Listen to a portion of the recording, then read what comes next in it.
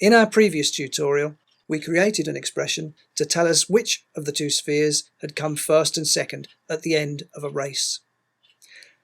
In this tutorial, we're going to take things a step further and add a third sphere. So to begin at the beginning, we'll come up to here again and have a little look at where we are. I've obviously created a yellow sphere to go with our pink and green. I've given it the same two expressions that the others have got, and in this one, as before, I've gone into my random seed values and I've changed those so that they're all different, and hopefully different from the others as well, the other two spheres. So that's fine. And I've also gone into the initial expression and dragged the range mappers operator into here as I did before to give us the extra functionality in that one too. So everything is set up and they behave in exactly the same way. So we can raise those across the screen, and we've got it that far. The next stage is to create an expression that will tell us who the first, second and now third placed spheres actually are. And we're also going to develop this so that the draw scenario is no longer there. We're going to design that out. Okay. So without further ado, let's open the Expresso editor and see what we can do with this.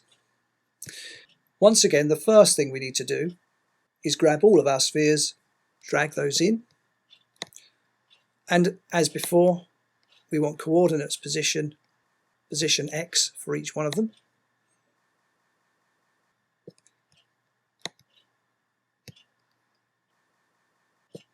That's the first little bit.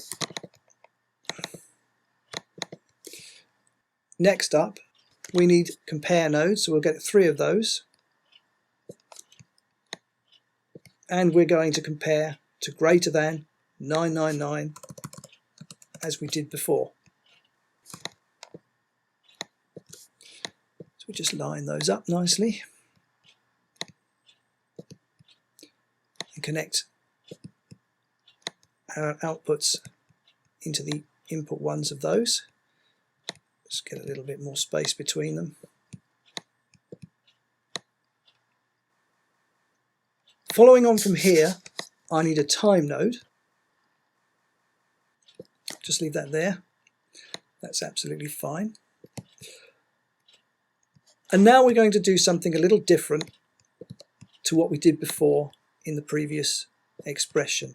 I'm going to bring in 3 math nodes. Not those. Don't want that one. 3 math nodes. Calculate math, that's correct. So I want 3 of these, but I want them to be divides. So I'm going to set their function to divide, bring them in, and what I'm going to do is get the time value, place the time output into the input of each of the math nodes here. And I'm going to divide the time by the position of each of the spheres.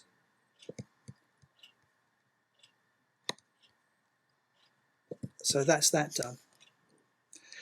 Yet again, I need 3 freeze nodes, or 3 on this occasion, I suppose I should say. And this time, the outputs of the divide are going to go into the value. So we'll get another one of those and another one of those. Put our outputs into the values from the divide nodes. And that completes that. And on this occasion, the switching is going to be done by the compare nodes. So we're going to line those up there.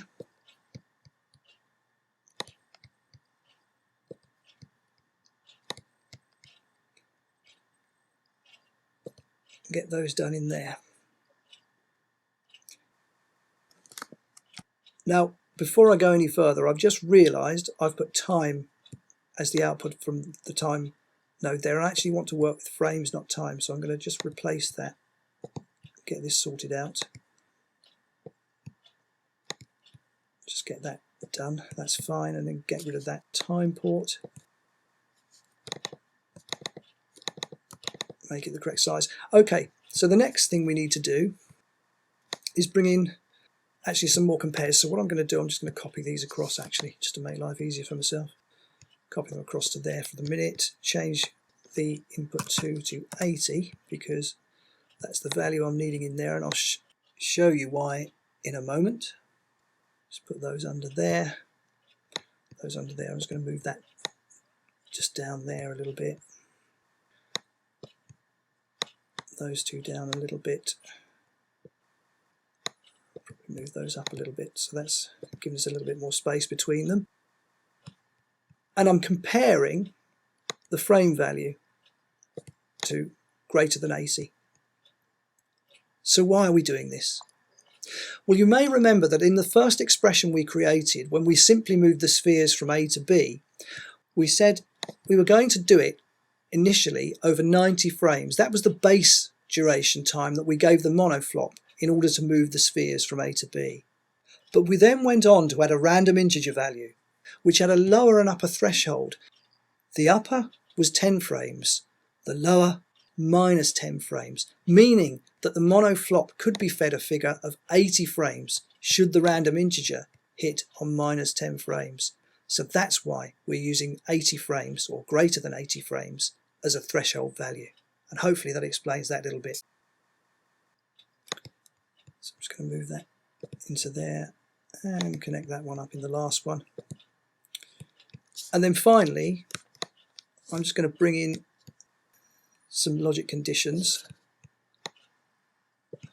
3 of these. Place them down here. And these are going to be switched by the output from the compare. So when we're greater than 80, we're going to switch to allow the conditions to use input 3. And plugged into input 3, we're going to put the outputs of our freeze nodes. And that completes that. So to recap this little bit of the expression, what are we doing? As before, we're analysing the positions or the x positions of our 3 spheres. Once they're greater than 999, we're going to switch our freeze nodes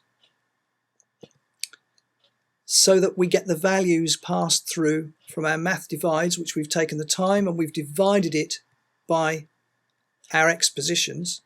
So what we're doing there is making a very small number because we're dividing our frames by, well, up to 1000. So we're dividing 80 by up to 1000. So that's going to give us a very, very small number. In fact, we're going to be able to work in thousandths, which is a nice small number.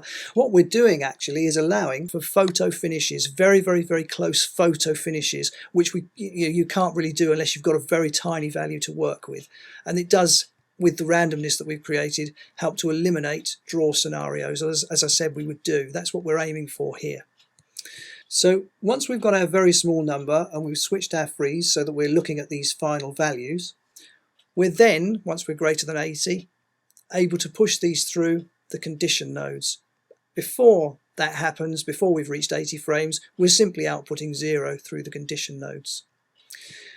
So let's just put some result nodes in here and take a quick look at this. I make use of result nodes a heck of a lot. They're your best friend, I always say, when you're working out Expresso expressions. So always test on a regular basis, especially when you're getting to a stage where you're creating very, very large expressions, as we'll be doing in later tutorials. What we'll do, we'll just move that one up there, that one there, that one there, move this out of the way.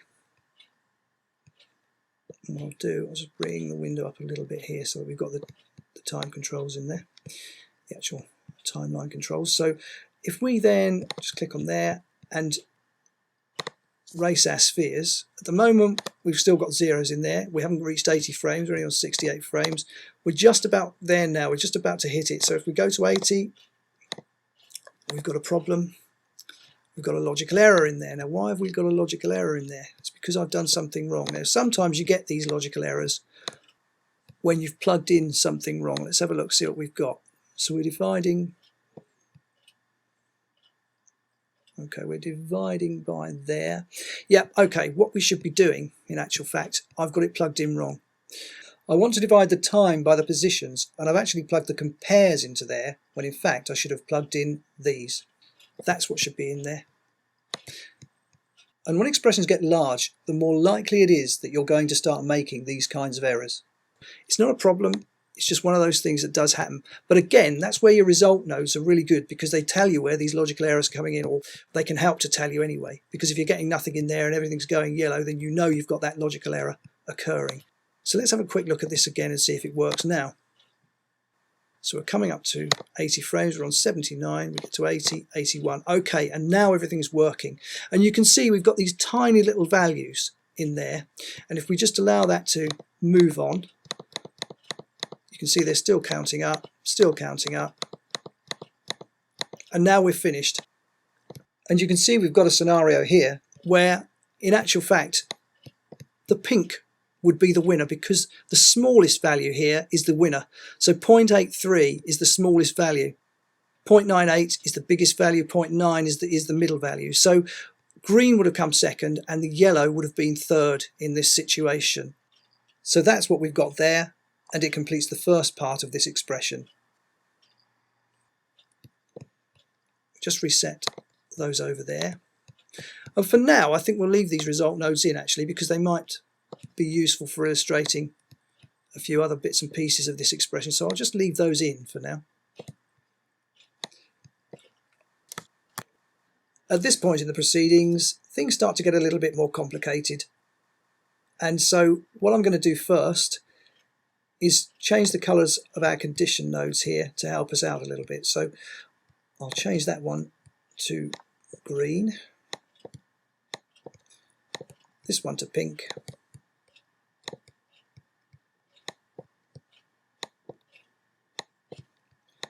and this one to yellow.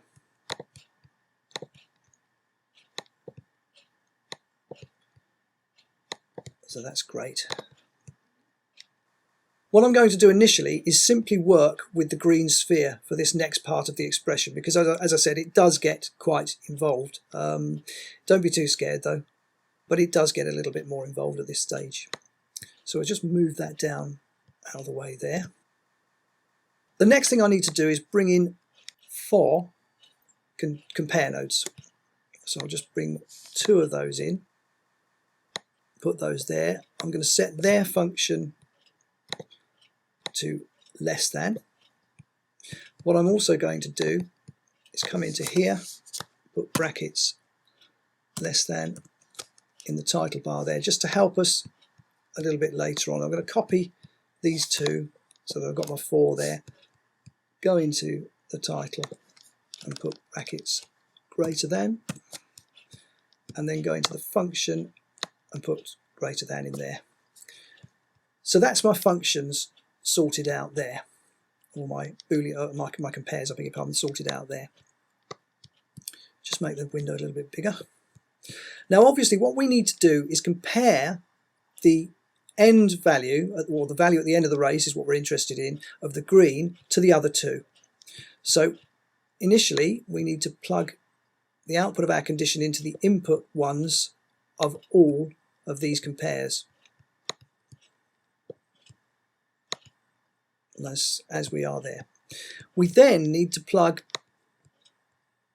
our outputs. We need 1 in the top for there, so we need to compare our pink sphere to being, or our green sphere to being less than our pink sphere. We also need to compare it to being greater than our pink sphere. We then need to compare our green to being less than our yellow sphere and greater than our yellow sphere, so that we're checking whether we've won or lost, essentially, or whether with all of this actually we can check whether we've won, lost, or come second. So it's first, second, third. All of those scenarios can be taken care of with this. The next thing we need to do is add 2 bools, both of which in their functions are set to AND, so we don't need to touch them. We can then plug these two into this one and plug these two into this one. So that completes that little part of the expression, and I'll go into this in more detail in a minute when I've set the rest of it up. Following on from this, I need to get a couple of not compares, I don't need compares, I need conditions. So I want two of those, second of which is a bit more special than the first, but we won't worry about that at the moment. Now the first bool output is going to control the switch of this condition, and the second one is going to be plugged into the first input here. So that completes that bit. This condition actually needs an input added to it, because this is the condition which is going to be used to display the first, second and third positions for each of the spheres. So this one needs to be set to a data type of string. In the parameters, we need to set it up correctly. Now, I'll put it together in here and then I'll explain why I'm going to do it the way I'm going to do it in a minute. So I'm just going to put second in there, I'm going to put third in there and first in the bottom there. So that's my three scenarios set up, and then I'm going to place my output in the switch there. So that will allow us to switch between the three positions. Now, if the first condition here is satisfied with this bool here, so if we compare the green to the other two and we discover that its figure at the final stage of the race is less than both of them, we're going to then switch, because this bool value will be true. So if we bring in a result node, we'll have a look at this when we run things and see what happens. Just bring in a result node there, copy that one across and plug that into there. So if the output from this bool was 1 in this result, we would switch to input 2. So in input 2 in this condition, we're going to place a number 2. In turn, that would mean we would go into this condition and we would switch to input number 4 as it is here, because we start with 0, then we move to 1, and then we move to 2. So if a 2 comes into the switch, we're looking at this input here, so we're going to say that sphere number 1 would be first, and that would be correct because it would be less than, or its end result will be less than the other two. So the next thing we're interested in is what's coming out of the second bool should the first one be producing a 0, a false result, because we're not less than the other two. If we're not less than the other two, we're using the first input on the condition here, and we're looking at what's happening here. Now, if the green sphere has an end value which is greater than both of the other two, it must have come third. So this will output a 1 which will be passed through here. It will arrive here. The switch receives that 1, and we are looking at input 3 because we're looking at the middle of the two. So that's why I've put third in there. The final scenario here is, of course, that it can be a case of being greater than 1 and less than the other. And if so, this bool is going to return a false value. So a 0 will appear at the output, which will pass through the first condition to the switch of the second, thereby causing it to select the first input. And the sphere will be second. So that's how the data flow works through all of this. I hope that's explained that thoroughly enough.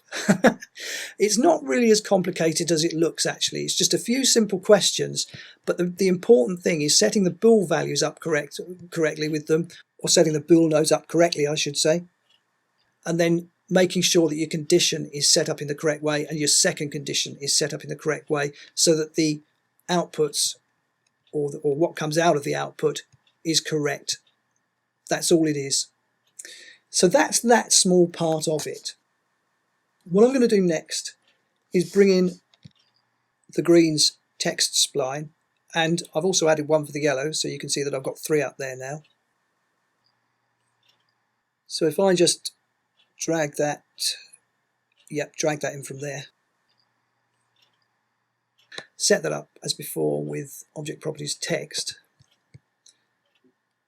connect our output there.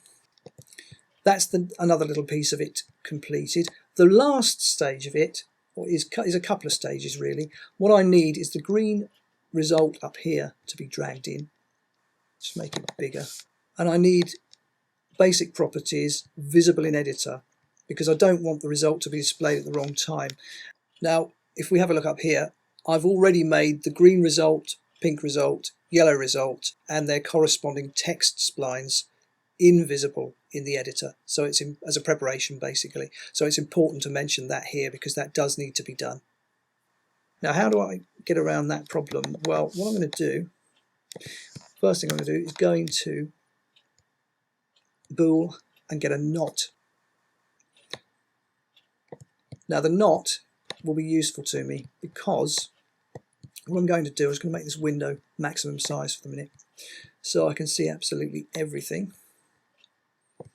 What I'm going to do, I'm going to bring in the result of this compare. So when the result of the compare is true, so in other words, when we've reached greater than 999 in the X position for the green, the knot will then output a 0 because it's, even though the output of this is true, the knot creates the opposite. So if you get a true output, you get a false output from the knot. If you get a false output, you get a true output from the knot.